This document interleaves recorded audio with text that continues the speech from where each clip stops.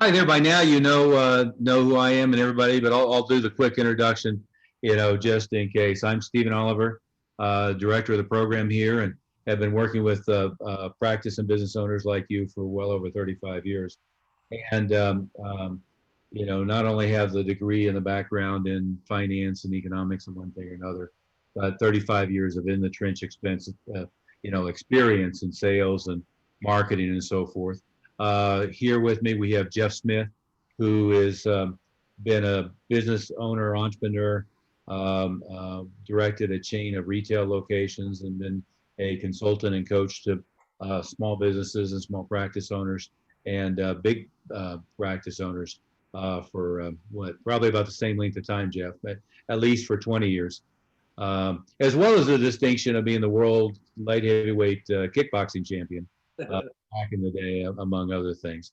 And then we have Mindy Godfrey, who has an extensive background in working with authors in the publishing industry, running small group and large group meetings. And of course, Jeff and I, we've done, what have we done, Jeff, now? Well over probably 500 small business meetings and, up to maybe 2,000 people. Mindy, I think you said your biggest one is 40,000 people as far as event management. But you've been very heavily involved in event promotion, marketing, worked with authors, worked in the Christian space, the event space as well, and a lot of experiences I said already with publishing. And Bob, you've been working with small business and practice owners for 20 years now. I think is my right hand man for about 16 of those. 16, 17, yes, sir. It's been a long time. An awful long time. I don't know how many thousands of people you've talked to, but what we wanted to do is just get started, as your first step on really getting with the program here. And I want to start with a principle, and I'm going to butcher the attribution, but there's a great principle in running your business on a regular basis. And it's, if you look around everybody, if you don't know what else to do otherwise, look around everybody in your business and don't do what they're doing, do the opposite.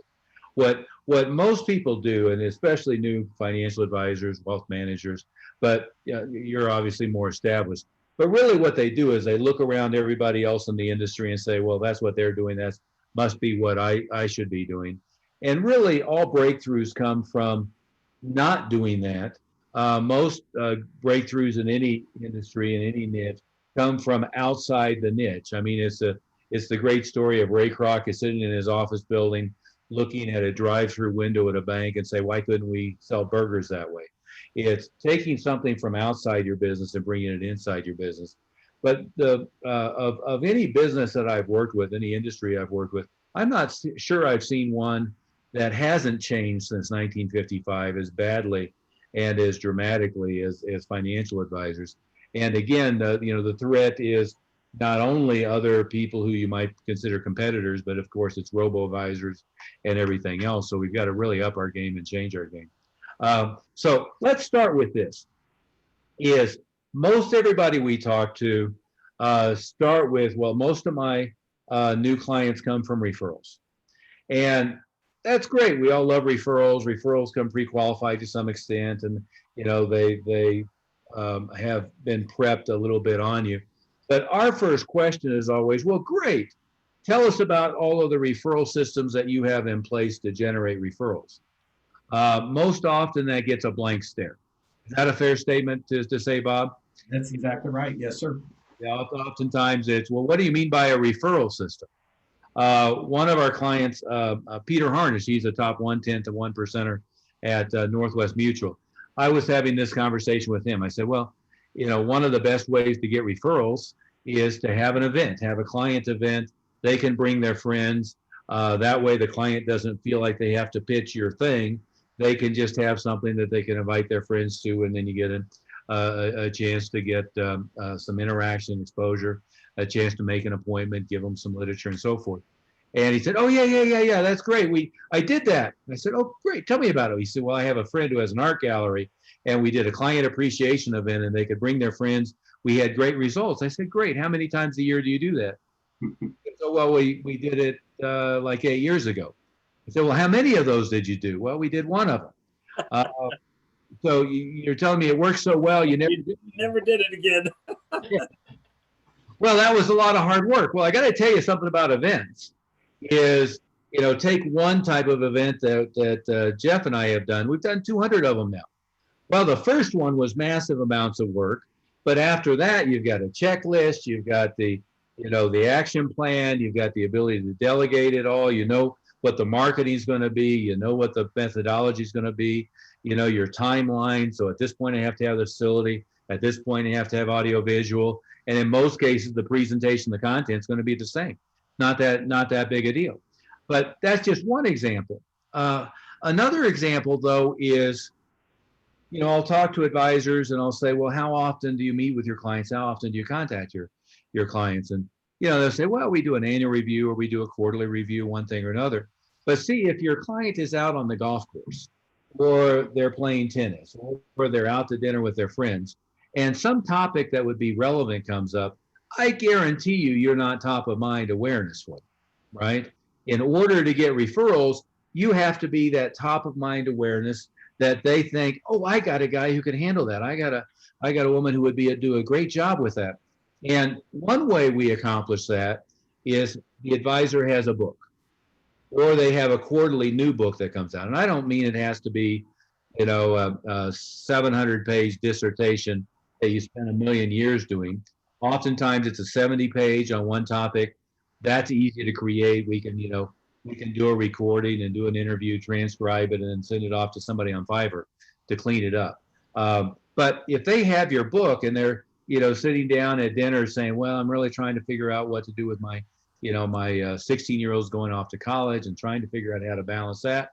Well, if you had the book on the subject, they say, hey, the gentleman I work with wrote a book on the subject. Let me give you the book. And see, that's a pass along where number one, you're top of mind, but two, they have a pass along. So from building a Parthenon, which you're going to hear us say a lot, a Parthenon of marketing activities, we kind of start with the mini Parthenon, if you will, of 5, 6, 7, 8, 10 things to do to generate referrals, right?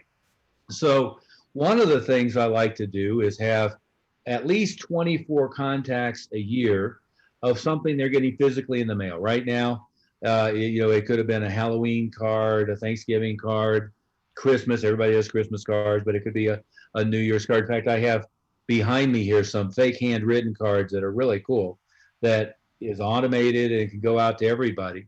But it's one thing Bob, you have it there. Yeah, it really looks well handwritten. I mean, Yeah. See, that's a fake handwritten card. In fact, you probably got one from me. I didn't sit down and write it out. We have The cover of it, the front of it, Bob? Yeah, real quick. Yeah. So that's one example. But but see, what happens is if they're getting cards from you, let's say they're getting a monthly newsletter, which is another recommendation. Newsletters physically get passed along because most of the people we talk to, they say, "Oh yeah, I communicate with my clients a lot," and I say, "Well, what do you do?" "Well, I send them an email every month, or I send them an email every week." Well, I got to tell you, email is dying a slow and painful death. One is you don't have top of mind awareness when it got thrown in to an inbox with 200 other people. So it's one of those things that, yeah, use email. It's free. It's easy, but it's certainly not creating top of mind awareness. Mindy, what would you add to that? Oh, totally. I mean, I think about my own email inbox and, there's things that I have opted in for because they're my favorite stores I want to shop with. But you get so many emails a day that most of them I just click out of the way unless there's something I'm really specifically looking for at that time. And so I don't really think about them. And I think that's really true that when email's the only thing that you're relying on, you're definitely going to miss some things. I think, one of the advantages of the handwritten card and the direct, any kind of direct mail is you have something tangible right there in front of you that is going to sit on the desk or be out and be seen as a physical reminder. And to emphasize what you said, it may have been 18 months ago or so, but the Wall Street Journal had a pretty good article on major retailers, Nordstrom, Macy's. I mean, people who are smart, have smart marketers at the helm. and they were talking about the email communication they were doing with their customers. Well, the range of frequency of how often, for instance, Nordstrom was emailing, or Neiman Marcus was emailing their customers, was a low end of 380, a high end of 790 times a year. In other words, between once and 2 or 3 times a day.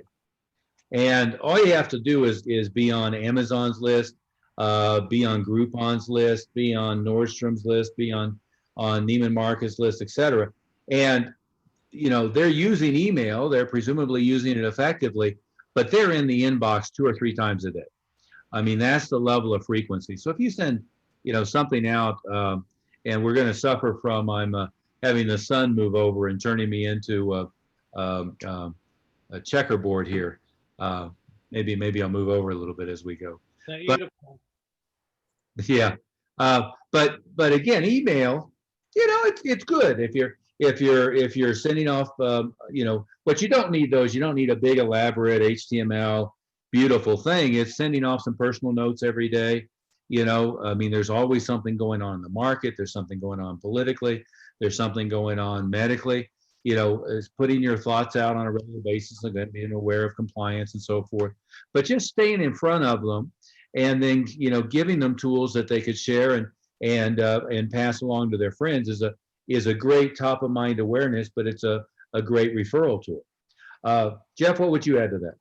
Well, I like, nowadays I like text messaging, and when you forward, if you get something that has some value to it, the first thing you think of is I want to forward that to a couple of my friends. I want them to see that. And so those little bits of information that you can give, the contact that you make, I like the personal contact that you make with them too, because when you're congratulating them on, it could be their child had graduated from high school or college or something like that, or if they're sick and you're sending them a get well something. So any kind of personal contact that you can make with them, any opportunity you have to congratulate them, or condolences for them if there's a death in the family or an illness in the family.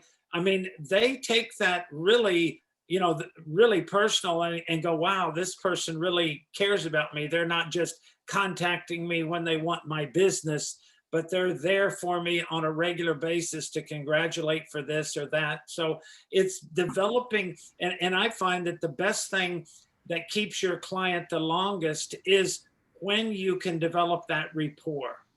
And that kind of personal rapport like that goes beyond the business, because business contacts you can lose, but personal contact relationships last much longer. Yeah.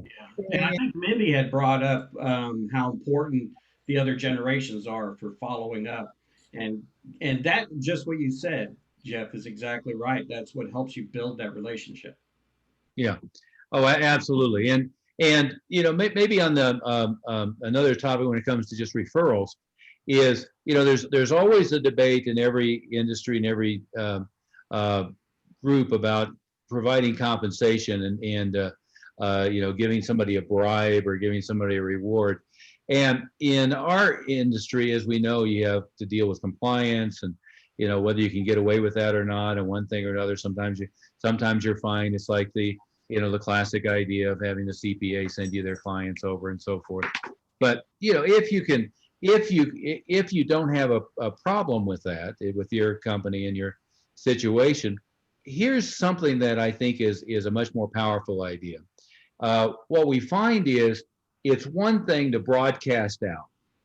Well, for every new client you send me, I'm going to, give you a certificate to Morton's. Maybe that's a dated reference. Did they shut all of them down? I don't know. I'm going to give you a certificate to your favorite steakhouse or one thing or another. See, that's fine as far as it goes. But I can tell you what, no one ever sincerely referred their friend who has, $10 million from the sale of his recent business to you as a financial advisor, somebody they have a relationship with enough to make a difference, because they're going to get a certificate to a steakhouse. It's just not something that happens. It's about building trust. having top of mind awareness, have a pass along or an event that they can do. But I'll tell you the flip side of it is most of your clients will never even send you one referral on their own. I mean, you can sit down and we'll talk about how to do this. You can sit down with a script and ask them who they know in one thing or another and go through their company and go through their associates. However, the one that sends you a really good client, that's the one that oftentimes will end up with 5 or 10 or 15. And where you want to be is you want to be and have a high level of gratitude and recognition. So when they send you the first referral, that's when you send them the certificate to their favorite restaurant, for instance. I remember, at one time I was buying a bunch of TV advertising, and this TV station, the CBS affiliate, I think it was trying to show me great gratitude. So at my office, I walk in one day, and there's a Denver Broncos golf bag. Well, yeah, I don't know how much they spent on it. Jeff, you may know, but I'm guessing it was a $600, $700, $800, all leather, one thing or another, in orange and blue. And they missed the mark so bad because I'm as apathetic as any human being on the planet about football.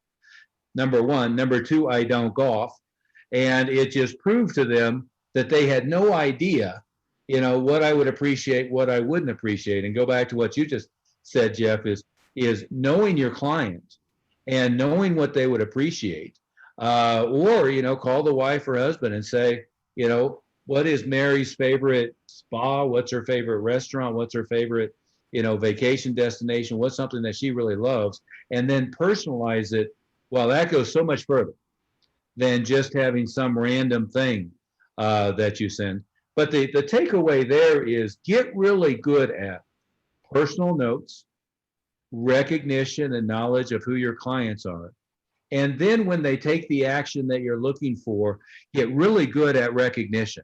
Get really good at, even if it's, you had a client event like at the art gallery, like we were talking about, they brought their friend along. Well, recognize that, send them a certificate, or again, if you have compliance issue, send them a personal note and a personal phone call, and recognize and really make a big deal out of that, because that's an important consideration. Mindy, what would you add to that? Yeah, I think just that whole thing of really knowing your client and showing appreciation is just such a big deal, because that's it just so doesn't happen. It's uncommon, unfortunately, in our culture today. That's just really an uncommon thing to have happen. So when it does, it really does stand out and makes a difference. And it's one of those things that in the long run, there's thousands of financial advisors, but when you've taken these extra steps and that client feels like them, and not only do you know them, you appreciate them, that's going to be a loyal client. That's not going to be one that's going to be looking around at who else can do this for me. And they won't see you as interchangeable. Yeah, I learned that a long time ago, and it's probably even more than 30 years ago. I bought my first Mercedes, and when I bought the Mercedes, and they did a nice job on it, and then all of a sudden I get a bottle of champagne and a dozen roses and chocolates for my wife, and it was Mr. and Mrs. Smith, thank you for your business. It was just an appreciation letter with flowers and chocolates and a bottle of champagne. And I was so shocked because I had bought a lot of cars. That was the first Mercedes that I had gotten. But I tell you, I ended up buying 5 more Mercedes from that place and referred people to them. And when I referred them, just like you said about the steakhouse thing, I got an appreciation letter from them. And with it was a dinner for me and my wife at one of the best steakhouses or restaurants in town.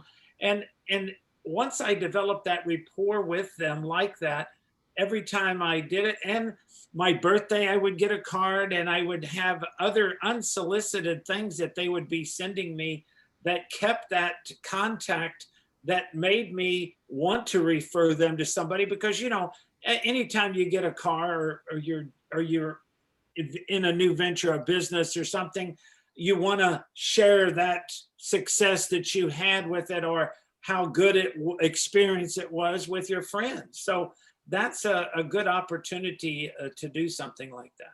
Yeah, And yeah. it's not that hard to really get to know your client. I mean, there's so much availability out there today.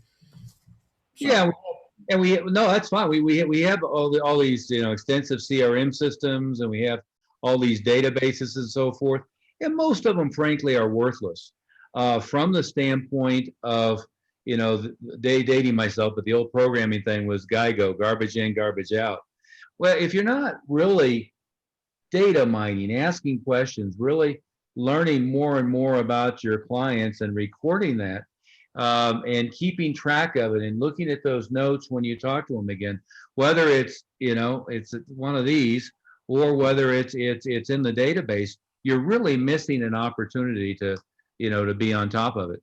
The going back to what you said, a great book, by the way, is Joe Girard, and he wrote a series of books, but he had the Guinness Book of World Record for selling the most cars. I think it was Chevrolets, but one of the things that he did is he talked about the Joe Girard rule of 300, I think, and that was the number of people who would at least come to somebody's funeral or get an invitation to their wedding. But one of the things he did is he made sure anyone he had ever come in contact with, especially anybody he sold a car, they got a card from Joe every month, right? I mean, you think about most things, you buy a car from somebody and maybe you get a thank you note early on, but they don't stay in touch. With Gerard, he was staying in touch every month forever, right? So if you bought a car from him 10 years ago, you were still getting a birthday card, and you were getting an Easter card, and you were getting a Mother's Day card, and a July 4th card, and a Thanksgiving card, and a Halloween card. And again, I don't mean an email. Of course, this is predates email, but you want to have that constant and communication, to be on top of mind awareness. And by the way, the other, I'll tell you what, two companies that are really good at that, Jeff, to go back to your story, is Porsche and Harley. Harley, as we both know, because I've got your Harley in my garage, and you've got another Harley. But when you go buy a Harley, last time I did, they sent me the picture of a plaque with the Harley and the welcome, and I got the welcome package to the Hog organization. I was now a Hog member, the Harley Owners Group, and so I got my first pin, and then my annual pins, and all this crap. I forget what else with Porsche. I got 911 turbo. I get like a paperweight of the new turbo engine. I got a mailing with a German street sign. Dating myself again a little bit, when the Cayenne came out, every 911 owner got this big package with a video and an invitation to come. But it's stuff like that where it really keeps clients engaged and aware and on top of it. And like you said with the Mercedes, a new client, they want to prove to their friends how smart they are. Hey, I met this guy and he's got me all set up, and you should talk to him. They love to do that. But if you don't stay, on top of it, it doesn't happen. And another company that does that same thing was Ford, which kind of to me was, the opposite end of a Mercedes almost. But, I bought one of the Cobra, Mustangs from them years ago. And on a monthly basis, and I kept buying those cars for 20 years or so or longer. And every month they were sending me, I had one of those folding chairs with the Ford Motor Company on it, an umbrella with this. I mean, they were sending those little things like you were saying, Porsches, and just doing that with your clients on a regular basis, even if it's not monthly for that, but to send them a little something, an umbrella for the rain, and these, chairs for watching your kids' sports games and things like that.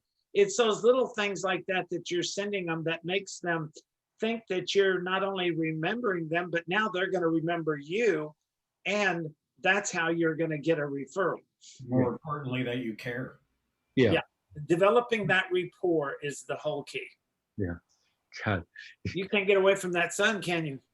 No, I normally would be down in my office, but my Mac Pro and my desktop imploded, so it's in service. So I'm up here on my. Okay, I'm not going to complain about the sun because usually when I'm coming out there, we got snow this time of the year. Oh no, it's 75 and sunny. Yeah, I know. That's Colorado. Has more sunny days than California. More sunny days than Miami. Anyway, so let's do one or two more things on referrals though. And I think I stole this from Tom Hopkins years ago, is called isolate faces, right? See, what most of us do, even when you're just sitting face to face with a client, if you remember, and that's again another thing is, Peter Drucker said the purpose of any business is to create and keep a client, right? Or to create and keep a customer. And when you're in any interaction, you should be, well, my mission here is to create a new client and to keep the ones that I have. So what is it that I can do in each interaction to work on both things? But it's called isolate faces. And what isolate faces is, if I say to you, hey, who do you know that would be great at whatever? Who do you know who would love to buy a Mustang? Who do you know who would, really need a, better planning on their investment portfolio? Who do you know that, may be underprotected on their, disability, life, whatever it might be? Well, most people kind of draw a blank. I mean, they haven't sat down and thought of their circle of friends, their circle of influence, of who's what do they need, and so forth. I mean, that's your job. That's not their job.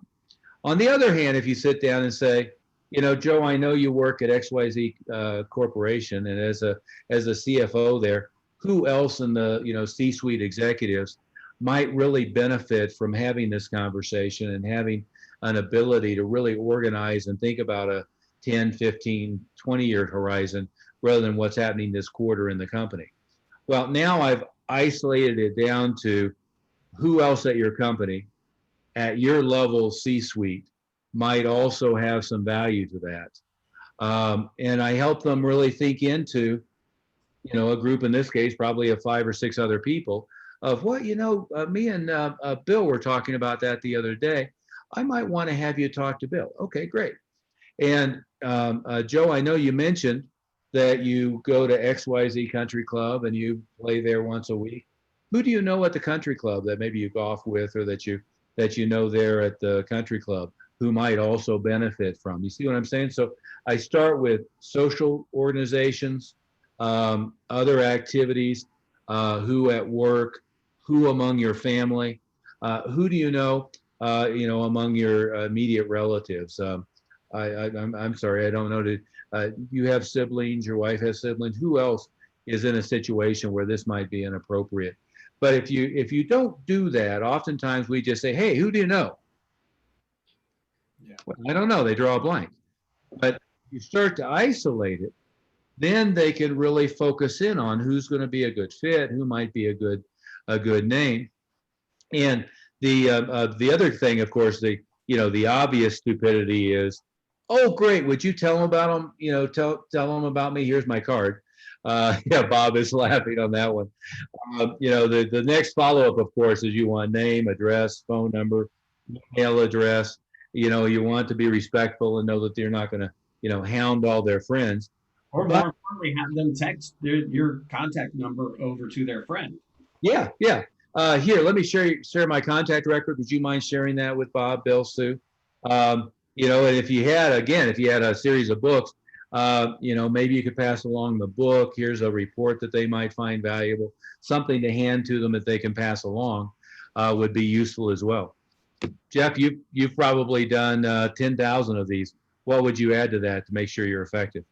Well, what I like, sometimes sending a book or something that pertains to whatever their interest might be. It could be their retirement. It could be their child's, say they've got younger kids, so they're thinking about planning for their education, different things. So that's why you said have books available, and not big, big thick books, but things that just cover the basics of it, that you can forward to them and they can send, or you can send with the download. Nowadays you don't even have to have the hard copy. You can download it and they can get it right on their computer as a text message or an email, and download that information. And and all their friend is saying, I thought you could use this, contact Bill if this interests you. And it's just having that kind of contact information. Sometimes just reading the book and then having that ability to contact you to get more information about it is very beneficial. So now they feel like they're not imposing on their friends, but they're helping their friends because they have common interest. And when you're trying to find that level of friends, business associates, maybe church associates, and social activities, country clubs, sports activities, kids activities. There's so many, your web keeps going bigger and bigger, that you actually have so many more contacts, most people, because right off the top, they always say the same thing. Well, I can't think of anybody offhand. And then you start saying, well, what about your closest friends? How many of those? And then you work out relatives, and then you just go down your list of those kind of things. And now all of a sudden they're thinking of a lot more people that they can share with you. And if I could jump in real quick, what you said was so important on helping their friends, and any of your approaches should be on how you can help them. And I think that was important when you said that, Jeff. Yeah, and how can this benefit? How can this benefit them?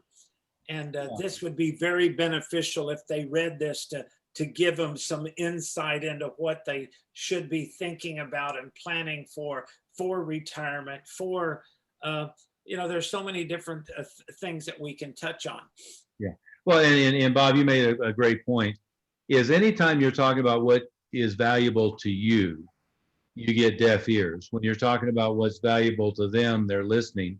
When you're talking to them about how they can share something valuable with their friends, their associates, their loved ones, people that they love and cherish in their life, now they're listening. And it's where the incentivizing somebody to bird dog is much less effective than showing them how you can create value and then being appreciative after the fact. Not that there's not a time and place for both. I just think that what you said, that unsolicited, when they referred somebody, and then you send them something for appreciation because they weren't expecting it. And that's always, I find, the most rewarding for them, and it's going to be the most rewarding for you for getting future referrals too. Absolutely. And we're gonna have to bring this one to a close. And I mean, our only topic really has been a few ideas for referrals, but maybe kind of working backwards. I'm probably going to skip a few, but one element is make sure you have the isolate faces script down for yourself and all your staff. And by the way, for somebody who has 5, 10, 15 people on your staff, they should all be trained in every conversation they're having with a client to focus on create and keep a client, not just the perfunctory of I need your signature on this, and by the way, I needed the ACH information. The second thing we talked about is, in order for them to pass along information about you, you have to be top of mind awareness. And we're going to talk separately about client communication, client engagement, and so forth. But you've got to be top of mind awareness. So if you meet with them once a year or once a quarter and then send them a few emails in between, that's not top of mind awareness. But having the books that they can pass along, having the reports, having the personalized, congratulations on the new baby or the new grandbaby, happy birthday, as well as the natural happy Halloween, happy Thanksgiving type of communications, as well as a regular newsletter. Those are ways that you stay top of mind awareness constantly and continually. One of the most effective ways to generate referral is client events, client appreciation events. We didn't even get into online, but you can do that with Zoom webinars, Zoom meetings. Obviously, you can do that with things like we mentioned, the art gallery or the dinner out or the congratulatory dinner at the end of the year. Something else we were talking about is, of course, you have to ask, and that comes back to the isolate faces. but it's having events, it's having pass-alongs, it's having regular client communication for top of mind awareness, it's having that isolate faces on a regular basis. And guys, what did I miss of reviewing our partial? I like the little gifts that come that say compliments of, and then has your company name on it. And, you know, whether it's a pin set that sits on their desk, or a clock that sits on their desk, or an umbrella they might use when they're playing golf, you know, anything that like that ties in your company name, that people can see that name and then they can go, oh, wow, where did you get that? Or something that is unique and unusual too is important. Yeah, and you had mentioned the digital pass-alongs. Mindy, do you have one of our little USB cards handy? I do. Yeah, I mean, you know, that's an example of new tech digital. In fact, hold up the whole package, and most of the people on the meeting probably have seen this. But you know, that's one of the packages we use for our program. Yeah, the key and the little USB, and then the handwritten note. I mean, these are all things that in our case it's automated, but the USB thing is a pass along, and you can put an incredible amount of digital material on that. And Jeff, you mentioned you can send an email or a text and so forth. We always default to physical, text, email, and sometimes, you know, in even physical, we'll send a package that has the same thing on DVD, on CD, and on thumb drive. And if you're, you know, sending it to somebody who's 65, they may watch the DVD, and if you're sending it to somebody who's 35, they may plug in the thumb drive into their computer, or they may want to pull the text message. The advantage always of physical is it's stuff that piles up on their desk. The disadvantage of digital text message, email, etc., is, you know, they look at it once and it's gone. It's never to be retrieved again. And I like the little book too. You know, a little written material that matches what's on the video or what's on the audio, because some people do like to sit down and read and not have to plug in something electronic or electric, or be in their car to put it. But having all of those different options come into play, that it covers everybody. Yeah, we have a big package, as you know, that has a full color brochure of like 32 pages, I think. And then it's got a CD, it's got a DVD, and it's got a thumb drive. And people will say, well, you know, people aren't going to look at all of those. No, but if I get them to look at one of them, or if I get them to look at two of them, I'm happy. And they're all the same. They're all pretty much say the same thing. It's just the different way that's going to reach them. Yeah, plus we'll text message the same material, we'll email the same material, everything else. But anyway, on that note, I mean, don't get overwhelmed. We can easily walk you through how to create the material. We have outsourced vendors that can do all this stuff for you as well. But the starting point is, if you're going to generate a lot of clients from referrals, you want to have a Parthenon, multiple pillars of referral systems that you then systematize, automate to the greatest extent possible, create the scripts for you and for your staff to replicate over and over and over again, and make sure it's a consistent process. And to leave you with one note is, you know, one of the marketing gurus that I've worked with extensively, a good friend of mine, Dan Kennedy, he calls all industries that most people, you know, end up with marketing incest.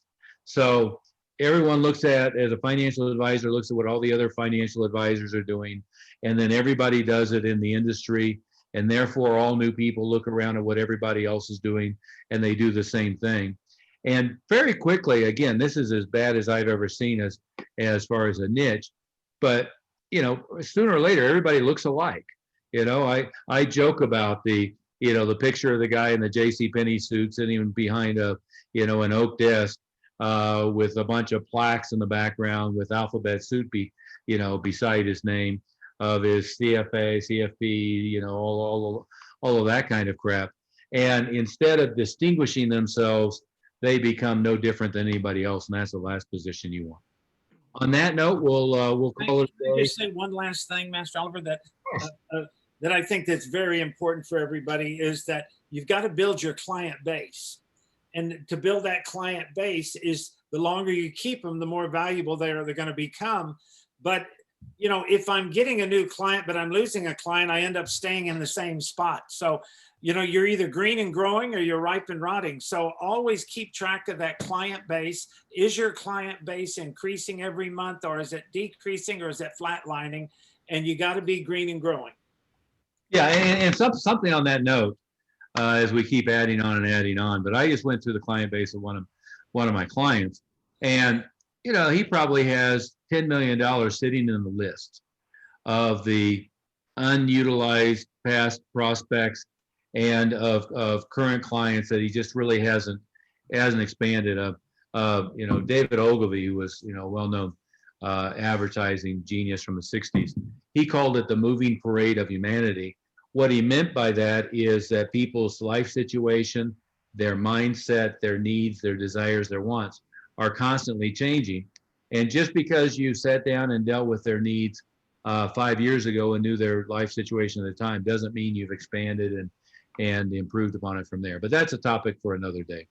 On that note, thank you, everybody, and we'll go from there.